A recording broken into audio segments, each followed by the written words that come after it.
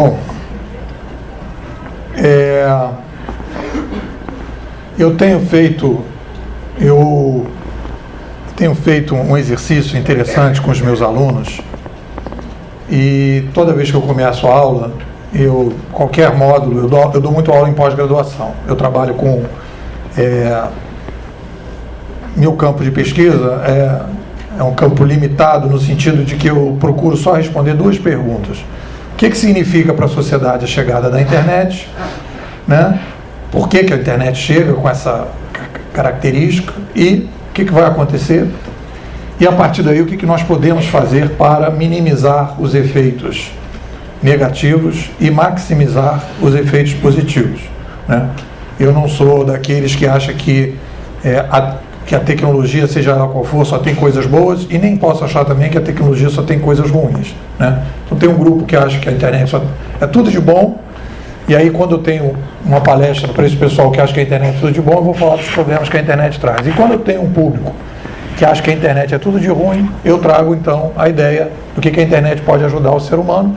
E eu acho que esse é o papel da pesquisa, de tentar, né, evitar extremos e procurar uma certa coerência para que a gente possa trabalhar em cima de informações e dados. Então eu tenho feito esse estudo com os meus alunos, e eu acredito que nós estamos vivendo hoje, e aí eu acho que é muito interessante esse vídeo que vocês apresentaram aqui do Senac, né? Porque nós estamos vivendo hoje uma baixíssima taxa de abstração, né? Os meus alunos, normalmente, para a pergunta da realidade, as pessoas acreditam numa realidade estável, acreditam numa realidade, digamos que eu chamo de realidade real, e não uma realidade interpretada, né? Eles dizem que a realidade existe, que a realidade é uma coisa que as pessoas podem chegar, né? Quando a gente tem um trabalho, né? E aí eu procuro trabalhar com eles, né? Eu passo trechos do Matrix, por exemplo, para mostrar que a realidade sempre é uma perspectiva, sempre é uma interpretação que a gente pode fazer, né? E que a gente sempre tem que desconfiar dessa realidade. E fico satisfeito, porque vocês vão me economizar algum tempo já dessa discussão sobre tecnologia. Então eu queria balizar a minha apresentação. Podia botar a primeira tela.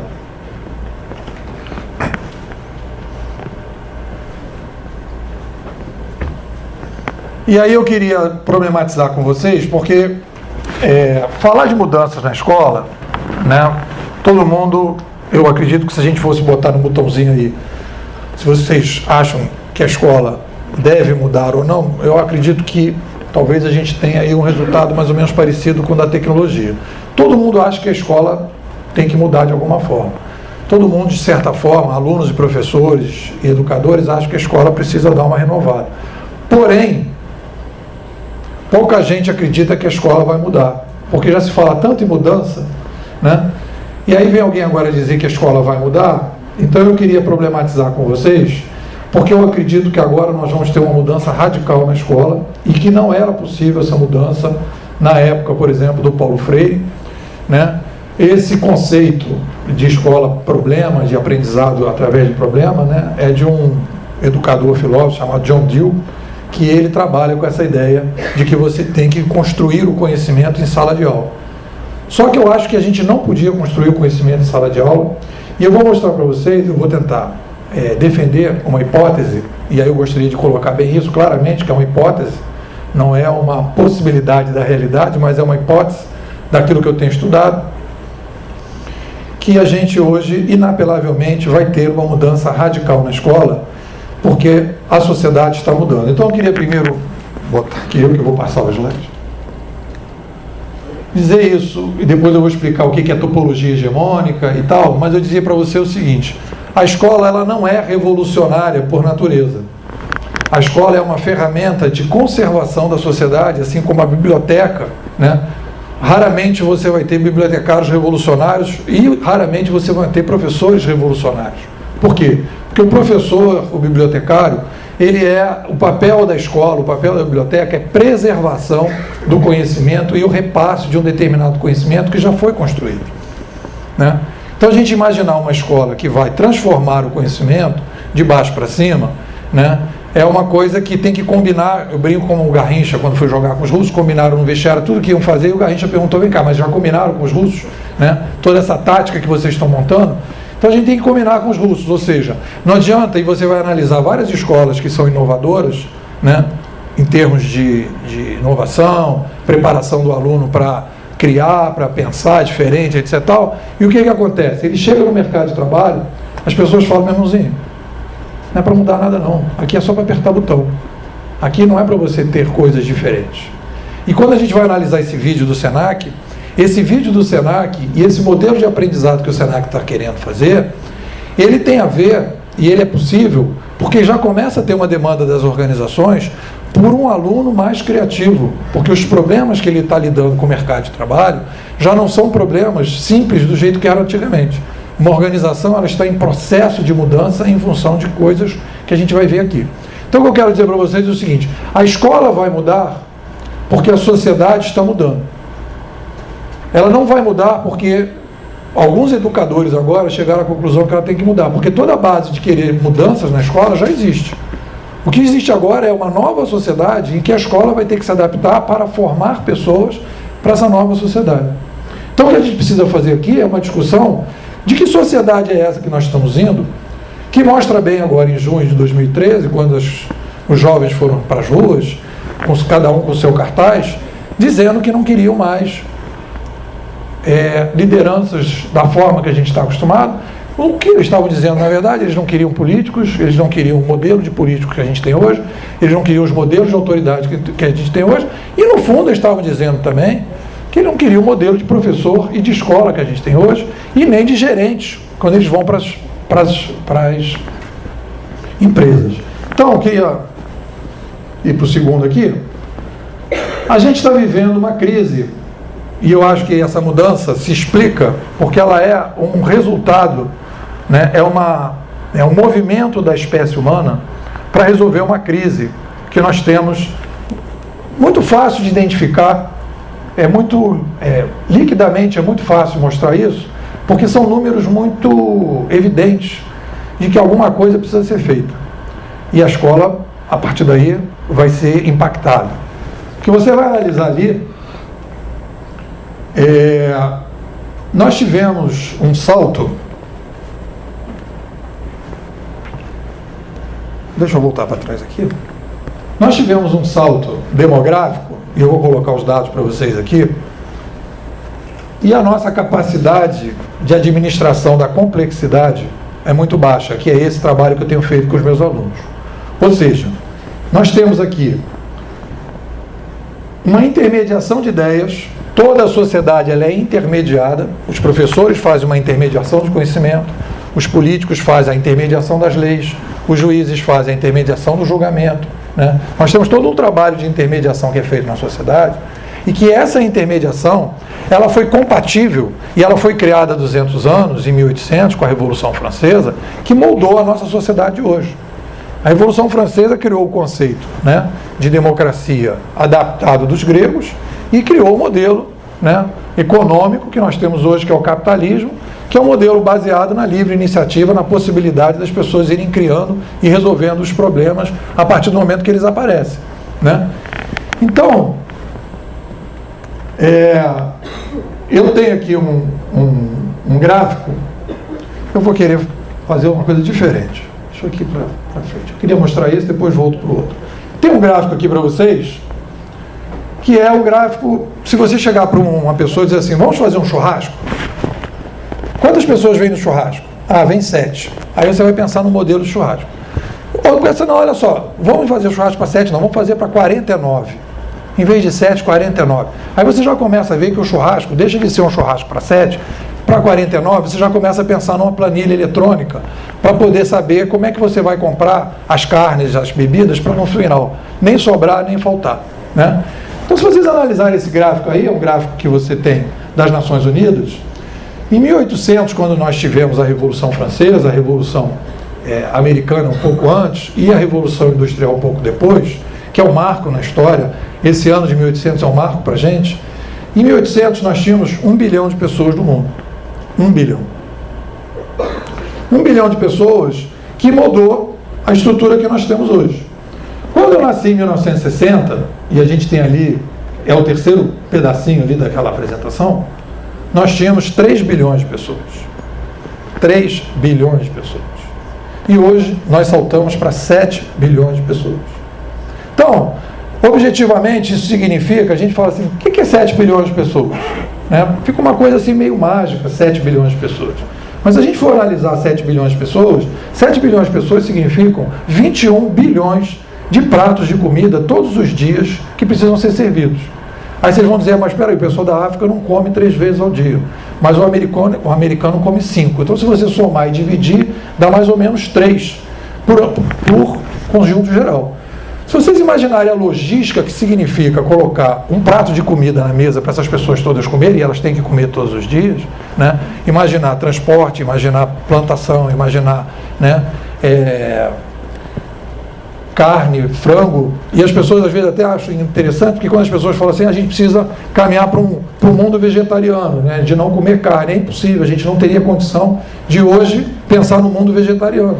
Né? E as pessoas falam, mas o coitado dos frangos que ficam ali naqueles lugares, que os frangos ficam engordando, eles não se mexem, etc. Tal. Tudo isso é resultado de uma resposta rápida. A gente poderia pensar de maneira diferente, planejar isso de maneira diferente, mas teria que ser muito bem planejado, para a gente imaginar, né, como é que a gente alimenta botando 21 bilhões de pratos de comida todos os dias. Aí aparece o transgênico, aparece o McDonald's, que você come rápido, aparece todo um modelo, a comida aquilo, aparece todo um modelo de soluções que a gente vai tendo que ter para alimentar 7 bilhões de pessoas. Então, o que acontece hoje? Existe uma crise da nossa humanidade que é o seguinte, nós temos um modelo de organização social bolado em 1800, em que a gente tem um modelo de intermediação da sociedade, né, em que com 7 bilhões de pessoas esse modelo se tornou obsoleto. Quando esses jovens foram para a rua, né, agora em junho, o que eles na verdade estão dizendo é o seguinte, nós não podemos continuar com este modelo de intermediação da sociedade. Nós precisamos de um novo modelo mais sofisticado para lidar com 7 bilhões de pessoas. Isso não aconteceu só no Brasil, aconteceu na Espanha, aconteceu nos Estados Unidos, aconteceu nos países árabes, está pipocando em todos os lugares. Por quê? Porque existe uma insatisfação, né, e uma percepção de que o atual modelo de representação, ele já deu o que tinha que dar e a gente vai migrar. Então eu não estou dizendo para vocês que a gente vai mudar porque agora nós temos um Paulo Freire renovado, porque alguém na escola vai chegar com a mudança. É simplesmente o seguinte, nós somos, e a gente vai mostrar isso, nós somos uma espécie animal como qualquer outra. E a nossa espécie animal é a única no mundo abusada, que cresce de tamanho, né, ao longo do tempo. Todas as outras têm limitação de tamanho, porque chega um determinado tamanho, aquela espécie animal, que ela começa a ter problema de comida. E aí o que ela faz? Ela se estabelece naquele tamanho. Então o bando de elefantes é um tamanho, o bando de lobos é outro, o bando de zebras é outro, quer dizer, então tem uma limitação, não pode crescer muito porque começa. E o ser humano não. O ser humano vai crescendo. Ele é um projeto em aberto. E esse projeto em aberto faz com que a gente tenha que desenvolver novas tecnologias que expandem a nossa capacidade de pensar e, por sua vez, nós temos que desenvolver uma nova governança da espécie e, por sua vez, nós temos que desenvolver novas organizações. Então, não há possibilidade do ser humano continuar administrando o mundo da maneira que nós estamos administrando hoje, com 7 bilhões de pessoas. Ou sai matando gente, ou então muda a maneira de se fazer a governança. Vou mostrar outro gráfico aqui, que esse gráfico ainda é mais gritante, para mostrar o quanto a democracia e o capitalismo ajudaram no salto qualitativo que nós temos hoje. Então, se vocês analisarem esse dado aí, as revoluções liberais, né, que surgem a partir de 1800, e na verdade surgem com a possibilidade da mudança, da chegada da prensa em 1450, né, então nós tivemos revoluções liberais que nos deram possibilidade de saltar de 1800 para 2003, hoje 7 bilhões de pessoas. Vocês vão vendo ali que a partir do ano 1000, a gente começa a crescer, tem uma escala, ali a partir de 1450 a gente tem o surgimento da prensa, que é a prensa, né, de Gutenberg, e o livro impresso e o papel impresso marca o modelo da escola que a gente tem hoje, e a gente então salta de 1 para 7 bilhões, a gente salta de 1, vou aproveitar, quando trocar a mocinha eu vou beber um pouquinho de água.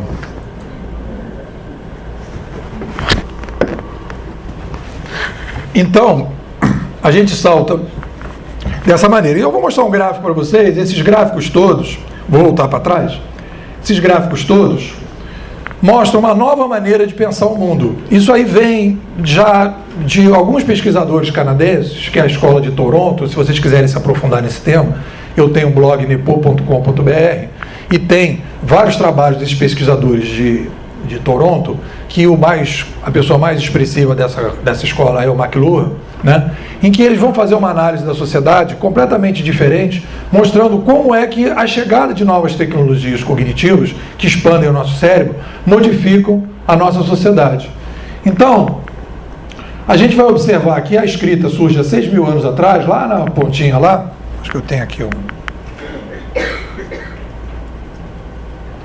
lá na pontinha, lá na frente, eu acho que é isso aqui. Aqui, nós temos a escrita com 6.000 anos, e nós temos então, a partir daí, uma expansão, e nós tivemos o surgimento, né, o judaísmo, que é, né, a Torá, né, o desenvolvimento da Torá é a base. Eu estava lendo Freud ontem, o Freud dizendo que, né, o judaísmo ele surge de uma divisão, ele sugere, né, que surge de uma divisão das religiões egípcias, né, e que a base do monoteísmo é o surgimento da escrita. Se não tivesse a escrita, não teria o monoteísmo. E o monoteísmo é fundamental para a gente entender a escola de hoje. Porque a escola de hoje ela é filha do monoteísmo, em que você tem uma verdade que vem de fora, em que você tem um padre que transmite essa mensagem e as pessoas recebem aquela mensagem como se fosse uma verdade da qual elas não podem alterar. Essa é a escola que a gente vive. É a escola monoteísta, em que o padre traz uma verdade para os alunos e os alunos têm que aceitar aquela verdade. Não há uma produção de conhecimento no momento daquele encontro. E se a gente pensar na escola antes do monoteísmo, as pessoas trocavam e conversavam em roda e não existia uma verdade que vinha de fora. Existia uma produção da verdade, o que dava um politeísmo. As pessoas discutiam e as pessoas conversavam e inventavam seus deuses, porque não viam um Deus de fora que a escrita trouxe. E eu digo assim, a escrita é uma coisa tão mágica, né, que traz uma verdade que vem de fora, que as pessoas creem, não, isso aí só pode ser de Deus que vem isso, né? Porque olha só, é uma coisa que vem de fora, é uma coisa que vem tão bonitinha, vem tão arrumadinha. Então, a ideia de que a escrita vem de fora, aí deu a ideia da Torá, e depois vem a Bíblia, e depois vem o Alcorão. Todas elas vêm mais ou menos baseadas no mesmo conceito, né? Alguém tem uma iluminação num determinado lugar, é psicografado uma verdade, aquela pessoa recebe aquela psicografia, escreve aquela verdade, e aquela verdade, então, na verdade, passa a ser a verdade de Deus, a palavra de Deus, que é resumida no papel impresso. Então, o que eu quero problematizar com vocês, que é interessante, é que a mudança que nós estamos vivendo hoje, ela é tão profunda e tão grande, que ela cria um ciclo que vai do monoteísmo da escrita há 6.000 anos atrás para a chegada da internet em 1990. Nós estamos fechando um ciclo, eu poderia dizer que é um ciclo monoteísta, né, do surgimento da escrita até a chegada da internet, que ela retoma uma oralidade digital. Isso tem a ver com esse vídeo que nós vimos aqui do Senac e tem a ver com o novo modelo de escola que a gente vai ter que criar. Porque o modelo da escola hoje, ele é um modelo monoteísta, né? O livro didático é praticamente uma Bíblia que vem fechada e que os alunos têm que decorar aquilo, memorizar e fazer uma prova para saber se eles aprenderam aquela verdade que foi construída. Só que esse modelo da escola, esse modelo, digamos, monoteísta da escola, é um modelo que traz, né, para um mundo estável, que é o mundo que nós temos hoje, ele é um modelo de escola que foi sustentável e foi interessante. Porém, nós estamos entrando num mundo instável, que é o que aparece aqui nesse portal do futuro, em que a sociedade, o aluno, ele não tem problemas, né? E aí aparece aqui nesse vídeo, o aluno não tem problemas repetidos. Ele tem problemas novos, porque a organização que ele vai trabalhar, ela vive um processo de mutação e de inovação muito mais acelerado. Então, a formação do aluno que precisa ser feita é a formação de um aluno que vai lidar com problemas novos a cada dia. E o modelo monoteísta que a gente tem, da verdade que vem de fora, inibe a capacidade de se pensar o tempo todo em novos problemas. Porque ele passa a trabalhar muito mais com a memória do que praticamente com a capacidade de reflexão. Então, Isso é uma coisa super importante para pensar o futuro da escola, porque quando a gente vai pensar o futuro da escola, as pessoas começam a discutir a questão da tecnologia. A questão da tecnologia é a coisa menos importante que tem hoje na escola. Porque o que está se discutindo hoje, fundamentalmente na escola, é a passagem de uma escola que foi baseada num modelo cognitivo criado há 6.000 anos, para um novo modelo, que é um modelo completamente diferente, que é o modelo que eu vou dizer, uma escola mais politeísta. É a escola em que você altera o material didático. É a escola em que é construído através do Wiki. E o Wikipedia é essa demonstração. É uma Bíblia em que todo dia que você vai lá, ela pode ser diferente, porque ela vai sendo construída nas interações que você vai fazendo. Então essa é a complexidade e esse é o desafio que os professores têm que ter hoje. Né? A gente não vai conseguir entender o futuro da escola e a demanda da sociedade e a dificuldade dos alunos de trabalhar com essa escola por causa dessa complexidade que a gente tem hoje. O aluno hoje, que foi para a rua em junho de 2013, já está num processo de mutação cerebral. E eu vou falar depois sobre isso. Há uma plástica cerebral diferente desses alunos que é incompatível com o modelo atual de governança que a gente tem. Então deixa eu avançar um pouco.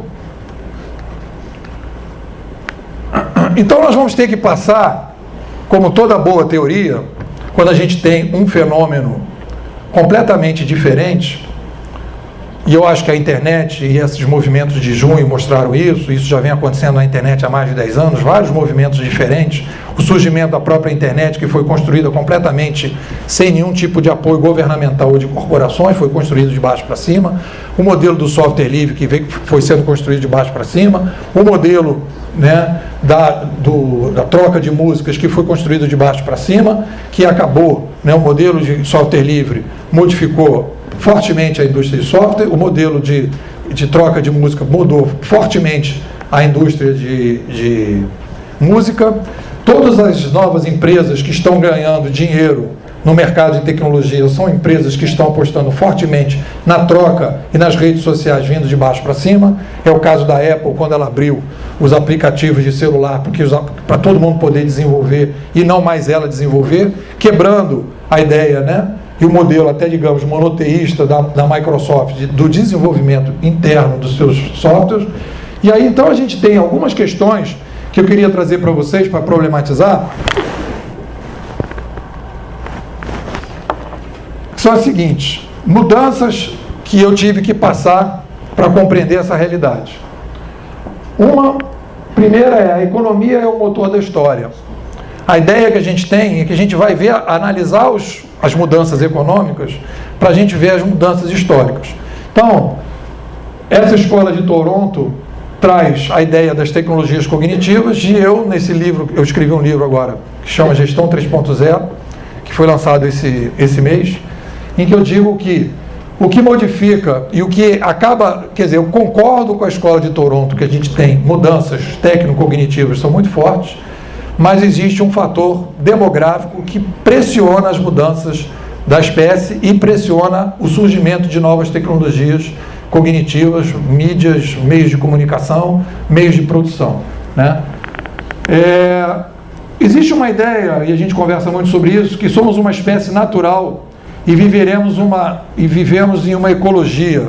Vocês, na pergunta que vocês responderam, vocês dizem que a gente nós somos fortemente influenciados pelas tecnologias. Então eu diria que a gente não é uma espécie, nós somos uma espécie naturalmente tecnológica e vivemos uma tecnoecologia. Naquele filme 2001, Odisseia no Espaço, quando aquele macaco ele começa a bater naquele esqueleto, né? E aí a partir dali ele começa a ter a necessidade de discutir como desenvolver tecnologias e desenvolve uma linguagem, caracteriza uma espécie animal que vai apostar todas as suas fichas no cérebro. Nós não temos garras, nós não temos caudas, nós não temos asas. Por quê? Porque nós optamos, enquanto espécie, para resolver os nossos problemas. Toda vez que a gente tem um problema, nós desenvolvemos uma tecnologia, uma órtese que nos facilita a solução de problemas. Então a nossa espécie, ela não pode ser vista, porque as pessoas falam assim, nós e as tecnologias. Não, não somos nós e as tecnologias. Nós somos uma espécie, é uma tecnoespécie. Se a gente for visto sem tecnologia, nós vamos sucumbir. O filme que eu acho filosoficamente que defende essa hipótese, claramente, É o Náufrago, todo mundo viu esse filme, Náufrago, com Tom Hanks.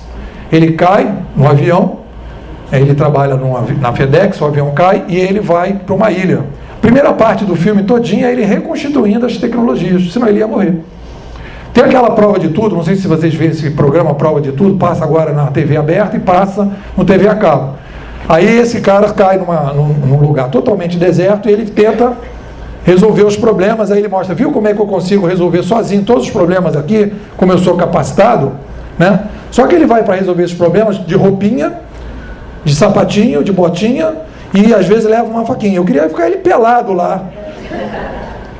Para fazer o teste, a prova de tudo, é ele pelado, e aí ele conseguir fazer as roupas, as botas, etc., e sair de lá, né? Como ele sai tranquilo, ele vai todo vestidinho. Então, as roupas são tecnologias também. O nosso cérebro tem uma capacidade muito interessante que é, nós tornamos as tecnologias invisíveis.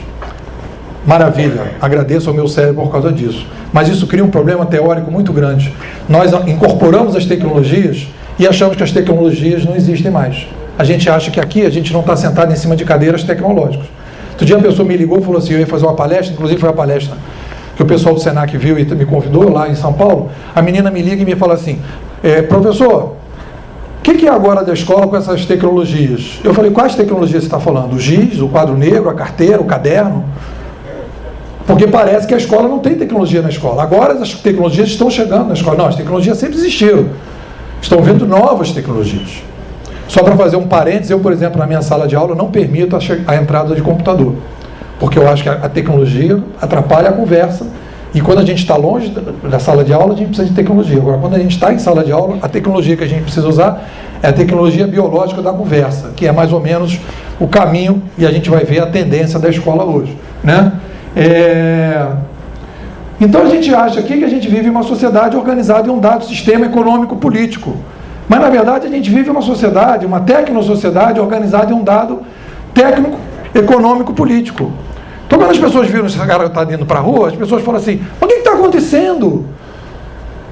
As pessoas não querem partidos, mas os partidos são tecnopartidos. Os nossos partidos usam hoje o rádio, a televisão e os jornais.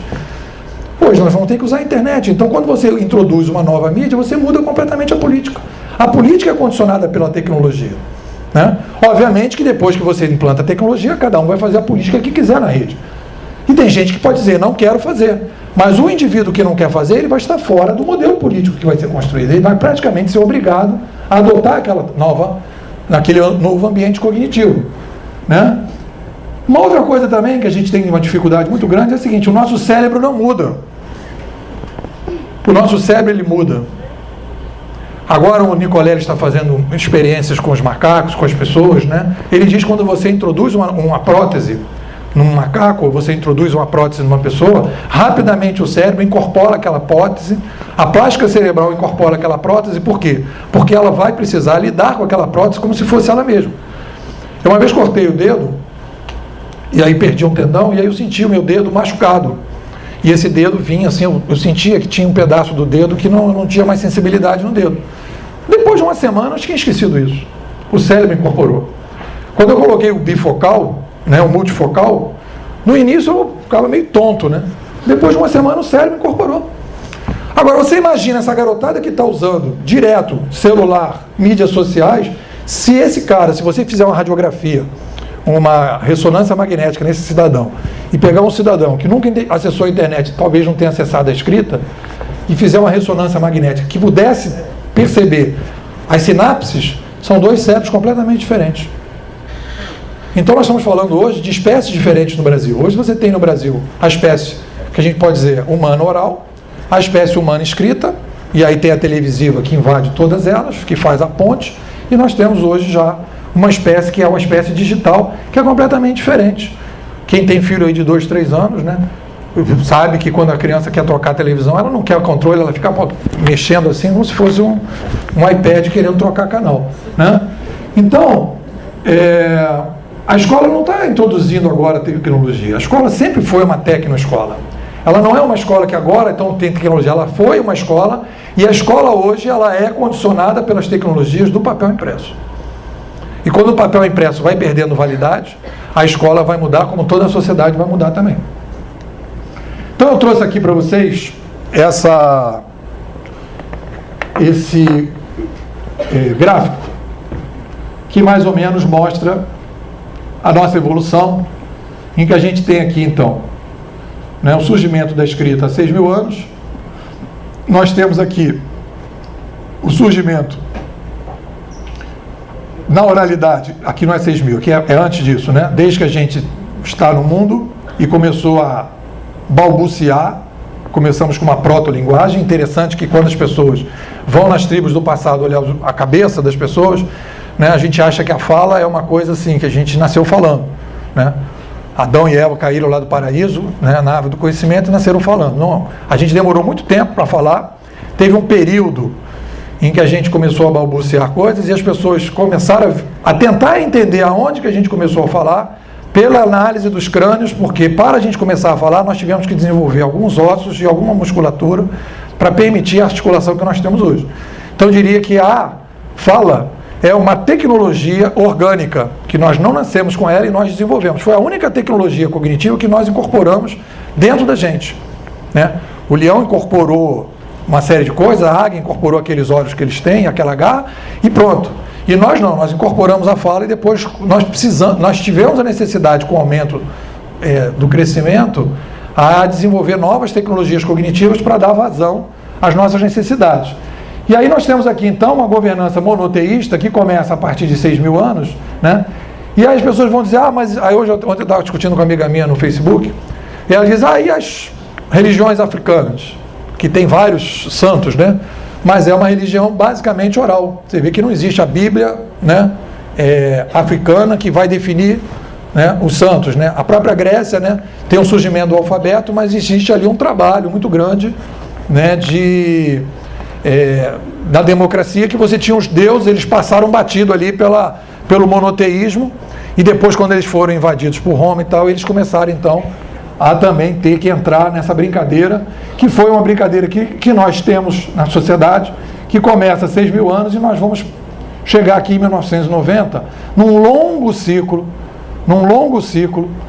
em que a gente vai resgatar uma coisa interessante, que é uma oralidade global, digital. Quando as pessoas começam, e isso aconteceu no Brasil, eu já brinquei uma vez, dizendo o seguinte, a pessoa no Brasil que deveria receber uma estátua é um cara que foi do Google, chama Orkut, que foi o que desenvolveu o Orkut, e você pode ver o seguinte, o Orkut foi muito importante o papel do Orkut na inclusão digital do brasileiro. E o brasileiro, ele pulou a escrita, ele já saiu para o Orkut escrevendo direto, então era uma escrita oralizada, né? E eu acho que esse é um caminho interessante para a gente dar um salto de qualidade, depois a gente vai falar sobre isso, e da dificuldade que a gente está tendo de perceber isso, que nós vamos ter que aproveitar esse salto para a gente pular, de certa forma, de alguma forma, o repasse do conhecimento escrito, e a gente vai ter fortemente hoje o repasse do conhecimento via oral. Bom, então a gente está iniciando um processo digital que é um modelo de governança politeísta, e eu diria até, vou ousar dizer a vocês, que quando essa garotada levantou, dizendo que eles não queriam os partidos, que cada um fez o seu cartaz e saiu para a rua. Eu não vi esse cartaz na rua, mas eu posso imaginar que esse cartaz estaria como subentendido, dizendo, queremos o fim do monoteísmo, estamos entrando agora no politeísmo. Cada um tem o seu Deus, cada um tem a sua verdade, cada um tem a sua luta e cada um quer ser respeitado pela sua própria religião, ou persono-religião, ou persono-crença, a partir do seu caminho. Isso é uma característica da volta da oralidade, e a volta da oralidade que nós temos hoje, e da possibilidade de uma escrita oralizada. O Wikipedia, ele é uma escrita oralizada porque permite a reconstrução da escrita ao longo das interações.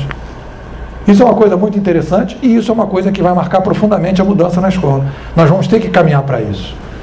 Então, eu poderia dizer que a gente está então saindo de uma escola politeísta, que da oralidade, para uma escola monoteísta. E a escola que nós temos hoje, ela é baseada fortemente no papel, que vem de fora para dentro, e não há possibilidade de ser diferente. Não haveria possibilidade de termos uma outra escola antes disso, né? Porque a oralidade, a escrita define a escola e define o ambiente de trabalho, para uma escola politeísta, em que nós vamos ter que fazer a produção do conhecimento em sala de aula. E aí a gente vai sair para algumas tendências, né? Então a primeira delas é, que aparece nesse vídeo que vocês apresentaram, um mundo mais estável, em que as organizações queriam um apertador de botão, para um mundo menos estável, em que as pessoas querem solucionadores de problemas a partir dos problemas que vão surgindo. Inovadores. Nós estamos saindo de uma escola que vem com a verdade de fora fechada para uma verdade de dentro aberta, em que a produção é feita de dentro da sala de aula. Nós estamos saindo de um professor transmissor de verdade fechada, praticamente um padre, um professor alienado, um professor que não pode criar junto com seus alunos, um professor que não estabelece o diálogo junto com os alunos, não é porque ele não quer, porque ele não pode estabelecer esse diálogo. Porque esse diálogo pressupõe que as pessoas vão começar a questionar o material didático. E o material didático não pode ser questionado, porque o vestibular será fechado. E se a pessoa não responder as perguntas, ela não vai passar no vestibular. Então você vê que o modelo é fechado. Não adianta eu começar a fazer gracinha aqui. Vai chegar lá na frente, o cara vai dizer, não passou no vestibular, essa escola não presta, fecha. Então todo modelo Então a ideia é começar a pensar num novo modelo, em que você vai ter um professor estimulador de verdade. Hoje existe uma demanda muito grande, né, pelo aluno que tem que pensar fora da caixa. Tem que pensar fora da caixa. Mas o pensamento fora da caixa, eu brinco sempre com meus alunos, toda vez que você pensar fora da caixa tem outra caixa. E depois daquela caixa tem outra caixa. Só acaba a caixa quando você deita e enterra você. Aí acabou. É a última caixa, né? Aqui jaz a minha última caixa. Então, a possibilidade de você inovar, de você criar, é a possibilidade de uma mudança, e isso acontece fortemente quando a gente tem mudanças, revoluções cognitivas. Nós vamos ter um resgate muito forte da filosofia. Por quê? Porque nós vamos ser obrigados de novo a parar para pensar no como a gente pensa. Porque a gente precisa de um profissional, eu não digo de um aluno, a gente precisa de um profissional que está lidando com um mundo instável, para lidar com uma complexidade muito mais sofisticada do que a gente tem hoje. Porque hoje, na verdade, é meio assim, a gente freou as mudanças ao longo do tempo. Só que agora, a porteira abriu. Nós vamos sair de um aluno memorizador para um aluno criador. O Google memoriza por nós. Tem um livro muito interessante que eu estou lendo, que é A Revolução da Escrita na Grécia, e o Havelock, que é um representante dessa escola de Toronto, ele diz uma coisa muito interessante. Ele diz o seguinte: no momento em que a gente começou a poder escrever, nós liberamos o nosso cérebro da memória. Nós não precisamos mais memorizar.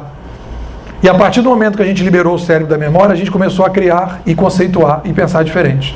E ele diz que todo o movimento filosófico da Grécia só aconteceu pela liberação da memória e do espaço do cérebro que você conseguiu fazer isso. E quando a gente joga para uma calculadora para fazer cálculos matemáticos, e quando a gente joga para o Google para resolver, né, quem descobriu o Brasil, a gente precisa então, a partir daí, né, liberar o nosso cérebro para poder criar e inventar essa nova sociedade mais complexa que a gente está querendo. Então esse aluno está liberando espaço para a criação. E a escola hoje está trazendo esse aluno para a memorização. E a memorização hoje não é mais necessária, porque você tem ferramentas que fazem com que você vá num determinado lugar e encontre aquilo que você quer. O que o aluno precisa é saber juntar as coisas para poder lidar com o problema que ele tem. E isso ele não está com condição de fazer, porque a gente está forçando a memorização e não dando a ele a ferramenta que ele precisa. Qual é? A capacidade de articulação de pensamentos diferentes. Isso quem vai dar é o quê? A criatividade e a filosofia. Então nós estamos saindo de um aprendizado individual para um aprendizado coletivo. Se você pegar cada aluno individualmente, isso aconteceu também com a chegada do papel impresso. Um sábio na época do papel impresso já tinha lido quase todos os livros. Quando chegou lá o papel impresso, que você começou a ver vários títulos, você precisou das especializações. E quando você tem um problema mais complexo, você faz uma equipe multidisciplinar. Então o aluno, se você pegar ele individualmente como se fosse uma formiga, ele não vai funcionar direito. Mas ele vai começar a funcionar muito bem coletivamente, em grupo. Então você tem que potencializar o grupo, porque ele vai trabalhar cada vez mais em grupo. Não importa muito a performance individual, importa como ele interage para resolver problemas coletivamente, né? Por que nós somos 7 bilhões? Um aprendizado fortemente escrito para um aprendizado fortemente oral. E sabe a coisa que mais me irrita, que mais hoje me coloca, e eu vou falar isso todos os dias que eu tiver? Hoje nós estamos vivendo um crime na sociedade brasileira. O ministro da Educação disse o seguinte: o professor está no século XIX e o aluno está no século XXI, colocando a responsabilidade desse problema no professor. E eu digo para vocês que o MEC está no século XIII. Entendeu? Porque o Ministério da Educação e o governo federal avaliam hoje um professor, eu já fiz provas, né, para docentes nas universidades. Eu tenho um canal hoje no YouTube que eu coloco todas as minhas apresentações, inclusive essa hoje está indo para o canal, né, na internet. Eu tenho um blog ativo há mais de 7 anos, compartilho todas as minhas ideias, e no momento que eu chego para fazer um concurso público de professor, qual é a nota que eu recebo em função desse esforço que eu estou fazendo? 0. Se você hoje entrar e fizer um canal do YouTube e passar todo o conhecimento que você tem para esse mundo oral que nós temos hoje, para essa juventude hoje que poderia estar baixando para o seu celular e escutando a sua aula, você vai levar 0. Você só vai ganhar pontuação hoje no modelo de governo que a gente tem, né, nessa visão monoteísta que nós temos, se você publicar em inglês numa revista que nenhum brasileiro vai poder ler. É um colonialismo monoteísta que nós temos. E a gente precisa entender que a gente precisa colocar o maior número de informações possíveis, porque não vamos fazer a inclusão social e digital do brasileiro através do livro. Nós temos que dar um salto qualitativo, porque nós temos uma capacidade oral muito grande. Não sei se vocês sabem, o Lula, quando ele precisava ler um determinado relatório, alguém lia para ele. Aí você vai dizer, porque ele digamos, é burro. Não, não é burro. Ele tem um modelo de aprendizado que ele aprendeu que é oral. E a cultura oral, ela é uma cultura tão importante quanto qualquer outra. Tem a sua riqueza. O que nós temos que... A gente tem que ter a saber aproveitar a riqueza da cultura oral, né, trazendo o que a gente pode trazer das outras culturas. E o caminho disso, na minha opinião, é um modelo tipo YouTube, que você vai colocar todas essas ferramentas. Se você entra hoje na UFRJ, 0 de vídeos da UFRJ, 0 de vídeos da USP, praticamente nenhum vídeo da Unicamp, você não tem professores publicando na internet. Isto é um crime que nós estamos fazendo com a população brasileira, que paga os seus professores, que poderiam estar colocando para todo mundo poder assistir e recebendo pontuação porque estão fazendo isso. Bom, então a gente está saindo aqui do aprendizado fortemente escrito para o aprendizado fortemente oral, e a gente está saindo de aulas verticais para aulas horizontais, o que a gente vai produzir conhecimento. Nós estamos saindo de ensino por assunto, por ensinos por problema, que é o que vocês apresentaram aqui, que estão mais ou menos nessa direção. Nós estamos saindo de soluções fechadas para soluções abertas. Nós estamos saindo de soluções únicas para multissoluções, variadas, amplas. Ou seja, a verdade, olha só que interessante, a verdade não será dada por uma autoridade. Não é uma autoridade que vai dizer para o Nepomuceno, Nepomuceno, essa apresentação que você está fazendo não corresponde ao modelo acadêmico. Não é isso que me interessa. O que me interessa é se essa apresentação está ajudando a vocês a abrir a cabeça de vocês. E se está ajudando os meus alunos a melhorar a percepção deles. A minha relação deixa de ser com alguém que está acima de mim e passa a ser com a comunidade que eu tenho responsabilidade para ajudar a pensar diferente. Então é uma espécie de verdade construída e validada por aqueles que vêm de baixo. Essa é uma característica muito forte da internet. Tem um case muito interessante que é o TaxiBit, que é um aplicativo de celular. Eu tenho feito uma pesquisa com os taxistas, que são avaliados a cada corrida pelo passageiro. E o que os taxistas dizem é o seguinte: antigamente ele era validado pelo diretor da cooperativa. Hoje ele é validado pelo seu passageiro. Ele precisa atender bem o seu passageiro. E não o diretor da cooperativa, que no fundo ele elegia e que na verdade não estava melhorando o táxi do cara. Então é um mundo que a gente está construindo de baixo para cima, e a verdade vai ter que vir de baixo para cima por causa da complexidade que hoje a gente tem. Então, nós vamos ter uma mudança na produção professor-aluno, que é hoje, que ela é ineficaz e ela é hoje antiproducente, para uma produção aluno-aluno, professor-aluno e aluno-professor. O professor, como médico, como qualquer outro, tem que dizer: estou vindo para a sala de aula aprender com vocês coisas que eu não sei também. Eu levo para os meus alunos a minha pesquisa e as minhas dúvidas. E várias e várias vezes, eu tive que mudar determinadas coisas, porque os meus alunos chegaram para mim e disseram: eu acho que isso aí que você está falando não faz sentido. Eu falo: não é que você tem razão? Vamos pensar diferente? Aí vocês vão me dizer o seguinte: como é que a gente faz e procede a alteração e a mudança? Porque aí vocês vão dizer o seguinte: espera aí, como é que a gente muda essa escola que a gente tem hoje para uma nova escola? Esse modelo do Portal do Futuro é bem próximo do que a gente está trabalhando. Eu cheguei, depois de 7 anos tentando implantar projetos de colaboração nas organizações, eu cheguei à conclusão, e aí eu coloquei isso já no meu livro, e está cada vez ficando mais forte isso, que nós estamos vivendo 2 mundos incompatíveis. Nós estamos saindo de um mundo escrito, eletrônico, monoteísta, uma governança da espécie baseada no líder alfa, para um mundo politeísta, digital, fortemente oral, baseada num modelo muito próximo das formigas, que vão deixando os rastros. Depois, eu estou tendo tempo, eu vou passar um filmezinho para vocês verem como é que o modelo das formigas se aplica ao que a gente está falando dos rastros. É a comunicação química das formigas que a gente está imitando, porque são 7 bilhões de pessoas. E quem tem alguma coisa a ensinar para a gente, hoje, em termos de povoação, é a comunicação das formigas. Depois eu vou mostrar. Então, como é que eu estou fazendo? Eu tenho alguns clientes que eu estou fazendo, que é o seguinte: a gente melhora a escola, tudo bem, continua melhorando, vai aperfeiçoando, faz algumas inovações incrementais, mas a gente cria dentro da escola, numa área separada, uma área em que aquela área vai ser construída completamente diferente. Vai ser politeísta, vai ser professor filósofo, vai ser aluno, produção de conhecimento, separado.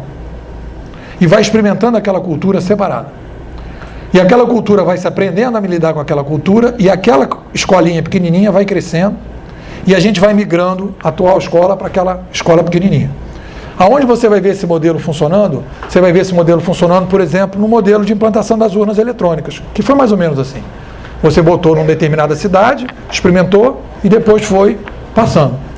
Eu acredito que, em termos gerais, para o Brasil, a gente teria que criar zonas de inovação, como a gente tem as zonas de Manaus, áreas em que a gente pudesse criar modelos de governança diferentes do que a gente tem hoje para ir experimentando. Sei lá, a Câmara dos Vereadores de uma cidade pequena poderia fazer um novo modelo de representação política para a gente experimentar uns 4, 10, ou 20, ou 30 lugares, depois ir aprendendo. Mesma coisa nas escolas, nos hospitais, na justiça, na produção acadêmica, que eu também acho que a gente tem que fazer uma produção acadêmica através da colaboração. E aí, você construir nessa área uma zona de inovação, uma zona de migração para fazer essa passagem. Eu só posso fazer essa metodologia, eu só posso propor essa metodologia quando eu tenho consciência que o mundo está numa guinada civilizacional por causa dos 7 bilhões de pessoas e por causa da chegada de uma nova tecnologia cognitiva. Se eu percebo isso e percebo claramente que é incompatível o mundo que nós temos hoje com o novo mundo, eu posso criar uma metodologia para que a gente possa caminhar nessa direção. Eu vou pedir para dar aquele vídeo das formigas, tem como dar um toquezinho nele? Eu só queria o vídeo, mas eu não quero botar som não, é sem som, por favor.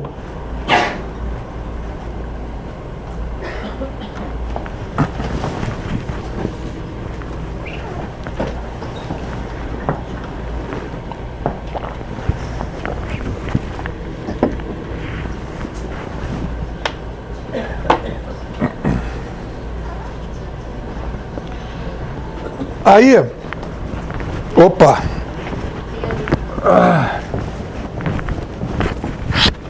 alô.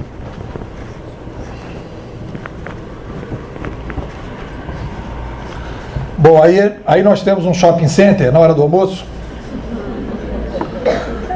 que é mais ou menos isso, ou engarrafamento, vocês indo para casa, é mais ou menos isso, né? Nós somos formigas. A gente não gosta de assumir, mas vamos assumir. Nós hoje, quando a gente está no meio, que você vai no Maracanã e sai do Maracanã, tal, quer dizer, então isso é um shopping, e a gente vive essa situação várias vezes, né?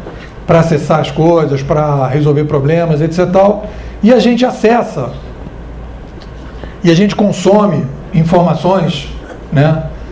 E a gente hoje consome informações, e o nosso consumo de informação, no modelo que a gente tem hoje, é um consumo de informação que, antes da internet, você precisava dizer para alguém, você viu tal programa de televisão? O que você achou? Demorava para você trocar.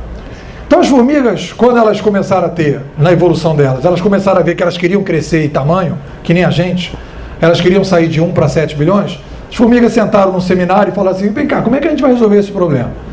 Então as formigas resolveram fazer o seguinte, cara, vamos inventar um troço aqui que é o seguinte, vamos inventar um negócio chamado meio Facebook, que é o seguinte, vamos passar pelas coisas e vamos curtir e avisar para as pessoas. Então as formigas criaram, e aí esse pedaço aí do vídeo mostra o seguinte, as formigas criaram um modelo que elas deixam o cheiro para dizer aonde tem coisas interessantes para o outro bando de formigas.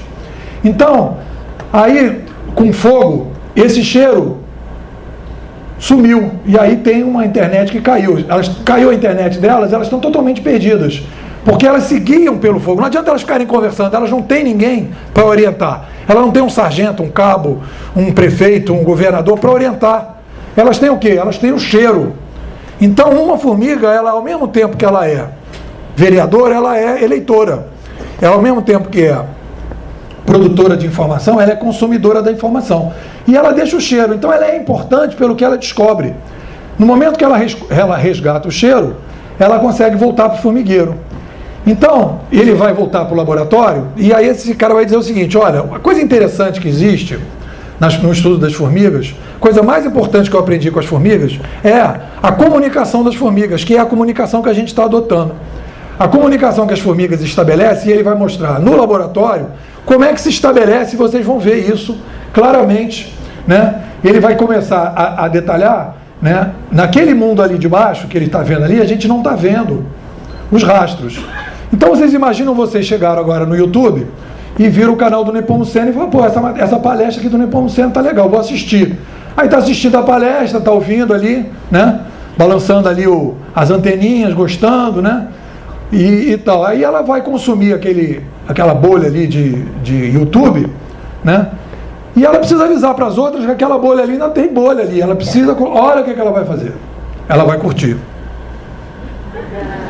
Ela está curtindo.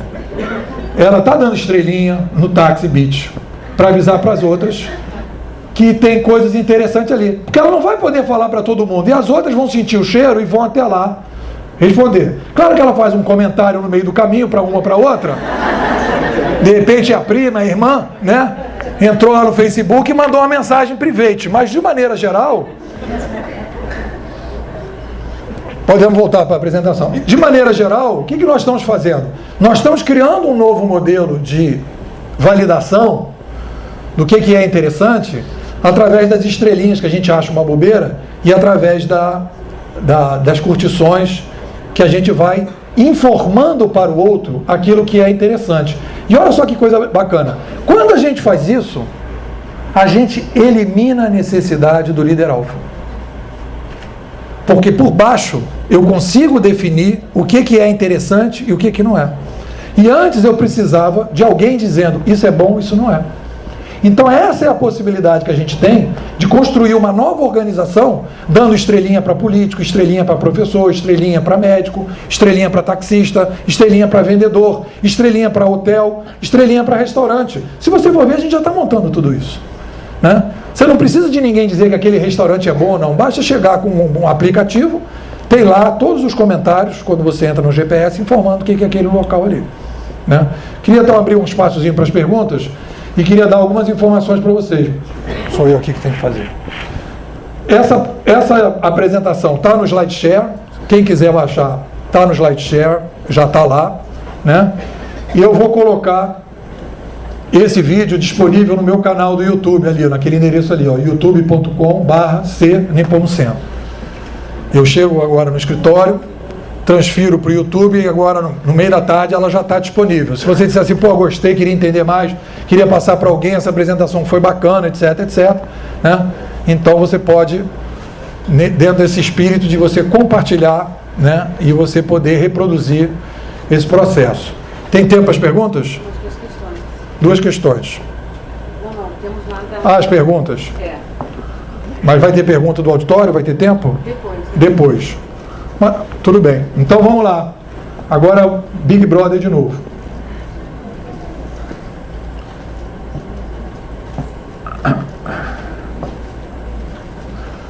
Avaliação aberta.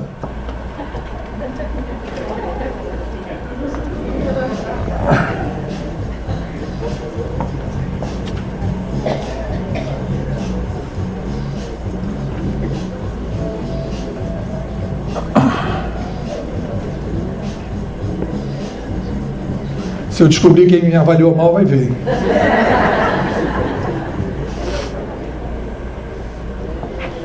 Muito obrigado. Segunda avaliação.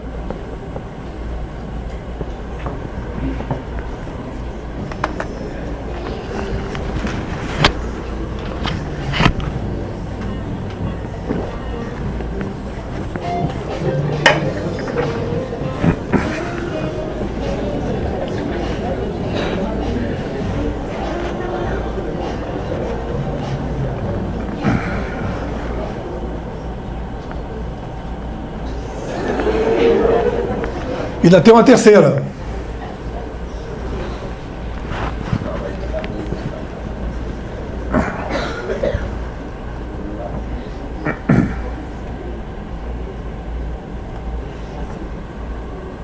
É interessante, né?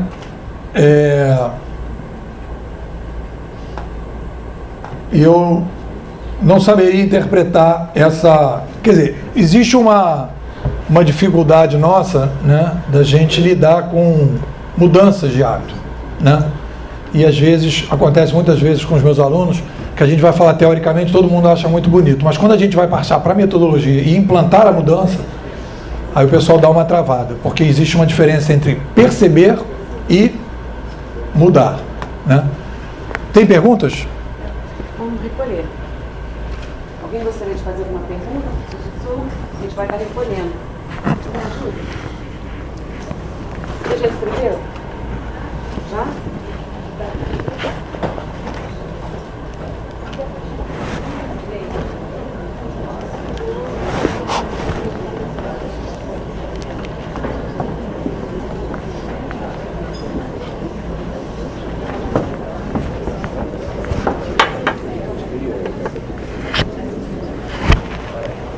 Você sabe, eu queria sentar aqui um pouquinho, você sabe como é que liga isso aqui? A gente descobre já.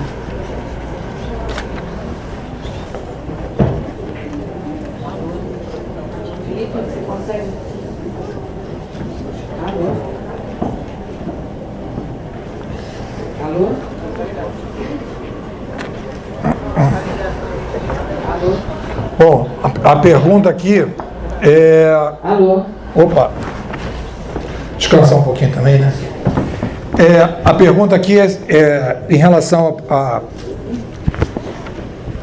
Você comentou que não permite computador em sala de aula, para não atrapalhar o aprendizado. Entretanto, já usamos computadores com softwares educacionais de simulação.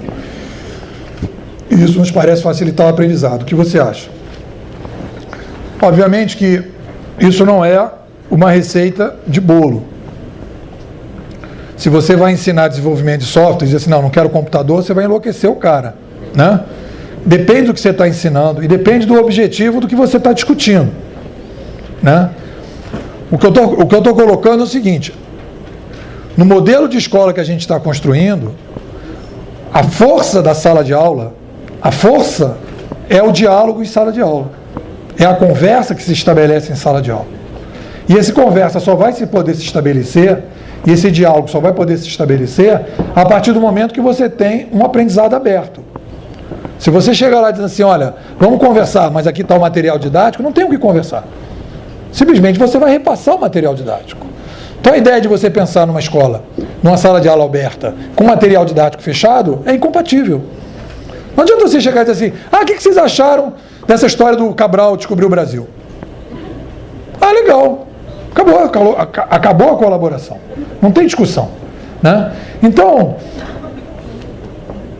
Os softwares que você pode usar de reforço, maravilha. Mas eu acho que tem uma experiência muito interessante que está sendo feita nos Estados Unidos, que se chama escola invertida. O aluno vai para casa assistir aula, seja no computador, seja andando de bicicleta, seja caminhando, seja onde ele for. E ele vai para a escola discutir com os outros e fazer o dever de casa. Que na verdade aí seria o dever de escola, né? Ou seja, aquilo que você pode transmitir não precisa estar junto. Quando você está junto, você aproveita o máximo a conversa. Então você vai ter que aproveitar, que é mais ou menos a ideia que eu imagino. Eu com os meus alunos, a gente usa muitas tecnologias, usa blog, usa sempre quando eu abro uma turma, eu crio um grupo no Facebook, a gente vai discutindo. Tem um canal do YouTube que eu uso para responder questões que foram fora de sala de aula, ou seja, é um uso muito intenso de tecnologia. Mas em sala de aula, é só cadeira e conversa. Para potencializar o que eu estou discutindo com eles, o que eles contrapõem. E tem uma coisa que é fundamental, que é o seguinte: você tem que conhecer as dificuldades cognitivas dos seus alunos. Porque com o aprendizado que eu vou dando em aula, eu vou percebendo quando eu falo determinada coisa, as pessoas não entendem. E aí eu tenho que mudar a maneira de eu falar para facilitar o que as pessoas estão pensando. Então é um diálogo que eu tenho que aprender com as dificuldades das pessoas para ver como é que a gente vai dissolvendo esses nós para que a gente possa ir avançando na discussão e dissolvendo os nossos próprios nós. Quando alguém aponta e diz, olha, o que você está falando não faz muito sentido. Professora professor Cândido Ferreira. O sistema capitalista vai mudar? Com certeza vai mudar. O sistema capitalista que nós temos hoje, ele é um sistema capitalista monoteísta, impresso, eletrônico, fortemente controlando as ideias. Todas as organizações, o capitalismo que a gente tem hoje, a gente tem que separar duas coisas. Um sistema econômico político com o controle das ideias e um sistema econômico político, seja ele qual for, com as ideias descontroladas. Todas as revoluções cognitivas trazem um descontrole das ideias. E o modelo que nós temos de organizações hoje, o Congresso Nacional do jeito que ele está, completamente voltado para ele, completamente voltado para os seus próprios interesses, assim como as nossas organizações de maneira geral, são resultados da nossa ditadura cognitiva que a gente está saindo. Forte controle das ideias, impossibilidade de ideias novas circularem na sociedade, o que faz com que a gente tenha esse modelo de sociedade não só no Brasil. Esse é um problema mundial. Baixa capacidade de crítica das pessoas, baixa capacidade de abstração. Então, com o descontrole das ideias, todas as organizações vão mudar. Vários pensadores americanos, que não têm nada de esquerda, estão propondo mudanças radicais no capitalismo, no que eles chamam de capitalismo social, no resgate dos princípios, né? na perspectiva de procura, de novo, do consumidor, né? Que tem aquela ideia, né? Que a empresa é focada no consumidor. Né? Eu digo que a empresa dá facada no consumidor, ela não é focada, ela dá facada, né? A neuroplasticidade é um fato. Pesquisa recente aponta um tilt no poder de reflexão dos nativos digitais. Como ser professor filosófico entre os alunos que não refletem? Como baixamos o livro que você escreveu? Bom, isso é bom. Como ser professor filosófico entre os alunos que não refletem? Eu diria para vocês o seguinte: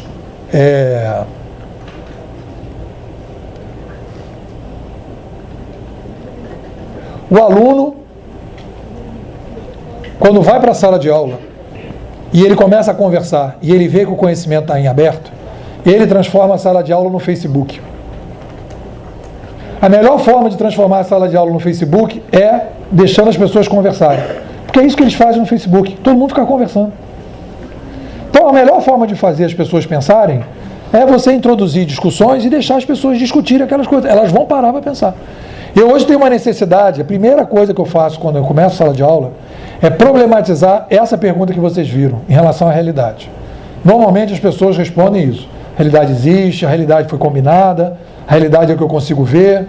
E aí eu começo a questionar, mostro o Matrix, e as pessoas começam a ver que é a realidade. Aí eles começam a um processo muito interessante de reflexão em cima disso, né? Então eu acho que é o trabalho mesmo de resgate. E aí eu tive na Veiga de Almeida fazendo uma palestra, a gente fala de filosofia, aí eu perguntei, vocês já nunca tiveram aula de filosofia? Ah, nós tivemos, foi online, tinha uns textos e umas perguntas. Não é isso que é filosofia. Filosofia que eu estou falando é o resgate da capacidade da gente pensar sobre como a gente pensa. Isso que é filosofia. Quando a gente fala em introduzir filosofia, não é dizer que os filósofos, fulano nasceu dia tal, morreu dia tal, e no dia tal, assim, ele pensou tal coisa. Isso não quer dizer nada, isso não é filosofia. Filosofia é a gente introduzir na capacidade das pessoas pensarem sobre como elas pensam. Problematizarem o ser, né? A questão do livro é interessante, é o seguinte, eu tenho um blog, eu vou dizer para vocês o seguinte, os textos que eu estou falando hoje não estão no meu livro, estão no blog. O livro foi escrito em janeiro, eu já não penso como janeiro. Tudo que eu escrevi está no blog. O livro é uma tentativa minha, depois de 7 anos, de atingir um lado A da sociedade que não recebe as minhas ideias. Então o livro é um modelo 1.0. Foi produzido por uma editora, está à venda nas livrarias, e o e-book é mais caro do que o livro impresso. Não me perguntem se eu concordo com isso. Simplesmente eu tive que fazer essa concessão para chegar a um determinado público. Todas as minhas reflexões pós-livro, que são mais sofisticadas que o livro, estão no blog aberto todas as vezes que eu estou discutindo, né? Então, se vocês quiserem ter contato com as minhas ideias, eu sugiro que vocês vão ter mais condição de ver as novas ideias no blog, porque o livro não é para vocês que têm contato oral comigo, é para o pessoal que nunca vai ter contato oral comigo, né? A escola não muda por si só. Como mudar diante de um sistema que não muda? O sistema está mudando. O que é a topologia hegemônica? A topologia hegemônica é o modelo de como a mídia se organiza. A mídia hoje ela se organiza, ela está no final da etapa vertical.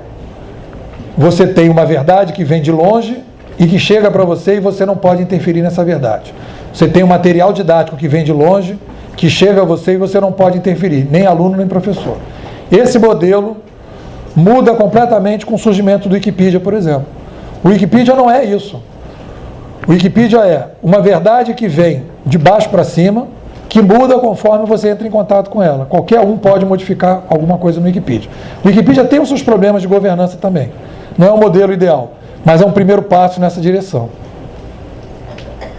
O senhor acredita na mudança da postura do professor para um educador, numa perspectiva de amplificação do espaço, sala de aula, para o espaço não escolares, e nesse diálogo com a tecnologia? Eu acredito que a escola vai demandar esse modelo de professor.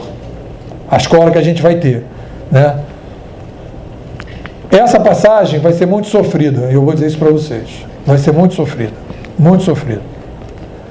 A passagem que nós temos diante da gente é uma passagem muito sofrida, porque vai mexer com coisas muito arraigadas na gente. Vai ser muito difícil. Vai ser sofrida para os alunos, vai ser sofrida para os professores, vai ser sofrida na escola. Está sendo sofrido já, os alunos estão sofrendo, os professores estão sofrendo. A frente de batalha de um professor diante dessa geração Y, vocês devem viver isso, né? O cara está com a cabeça em outro mundo. Ele não consegue mais pensar daquele jeito. Então é um professor dando aula, e aí eu concordaria, né? Um professor com uma plástica cerebral A e um aluno com a plástica cerebral B. E quem eu acho que tem que se responsabilizar por isso, né? Eu acho que todo mundo tem que se responsabilizar, mas mais do que quem tem que se responsabilizar é as nossas estruturas, as nossas atuais organizações, que tem que começar a entender o que realmente está acontecendo e para onde a gente está indo. Então eu acho que nós temos um caminho muito importante, que é a construção de uma oralidade nessas ferramentas que a gente tem, de qualidade, em que os alunos possam receber uma qualidade e possam interferir nessa oralidade, e que possam ser um aluno que não seja mais aquele receptor de um material didático fechado, mas junto com o professor e com os outros alunos, um produtor também desse material didático, que é isso que vai acontecer quando você vê esse menino no bar falando. A organização que ele está trabalhando está em processo de mudança constante. E esse profissional que está sendo demandado no mercado hoje. Que o Senac já aponta um pouco para isso, e eu acho que a gente vai ter que construir essa nova escola com toda a dificuldade que a gente vai ter. Queria agradecer a atenção de vocês. Muito obrigado.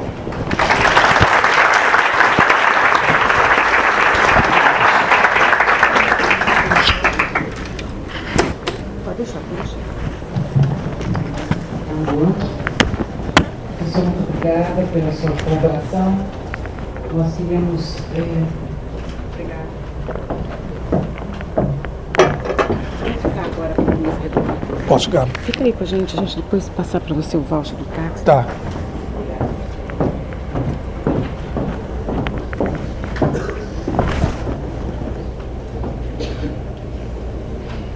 Queremos agradecer a presença do professor Carlos, como sempre, né? Retornando ao nosso tema, por que o desenvolver de nossas atividades com nossos alunos ter a oportunidade de formar o pensamento crítico e criativo, o desenvolvimento de suas emoções, a busca de identidade e de sentido, a formação de habilidades de conhecimento e atitudes